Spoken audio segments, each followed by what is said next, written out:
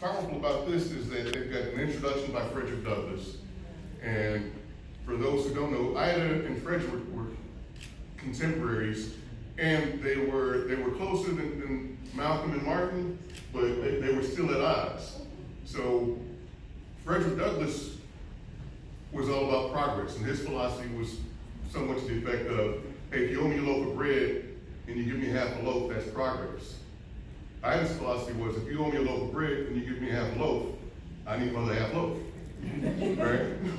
And so, but they made a powerful team. Actually, Ferdinand was, another 30 seconds on him, was a widower. He had married another woman who went, first black female who attended University of Michigan. And she passed away, and he wanted to marry another powerful black woman.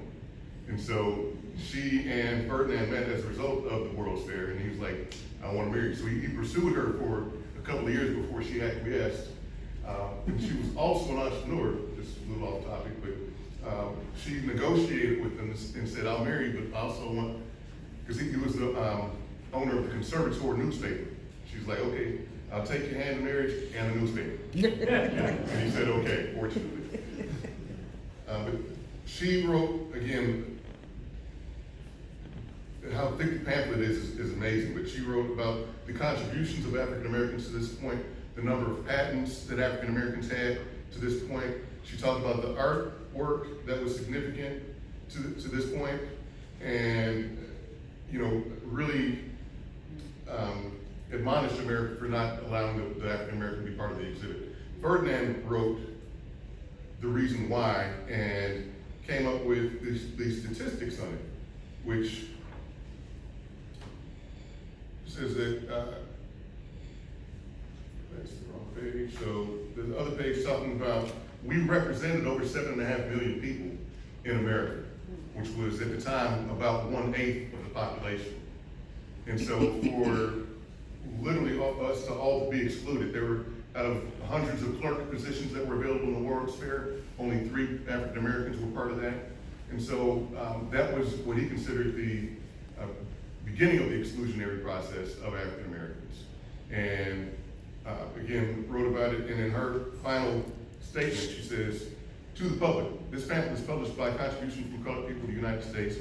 The haste necessary for press prevents the incorporation of interesting data showing the progress of colored people in commercial lines. But besides the cuts to school and hospital, it is desired to have a cut to the Capital Savings Bank, a flourishing institution conducted by the colored people of Washington, D.C. The cut, however, did not arrive in time for the press. But 20,000 copies of The Reason Why are now ready for gratuitous distribution. And applications by mail, for applications by mail, please enclose 3 cents for postage. Just amazing at the time that they were able to do this. 20,000 copies of a 63-page document in 1893 that they were able to do in order to protest against why the colored American was not involved in the World's Columbian Exposition.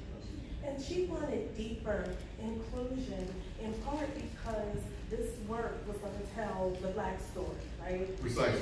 Mm-hmm. Precisely. Is that so? All those inventions, all the wonderful artwork that had been, is not presented to the world. So you've got white America that's being presented to the world, and black America is completely under the rug. Mm-hmm. And so she felt that it was important, as she did with lynching, to expose America's racist tendencies and to let the world know. So that was her philosophy, which was also amazing at the time, is that she was about boycotting before boycotts really existed. Mm-hmm. So she was responsible for a boycott in Memphis, Tennessee, which was effective.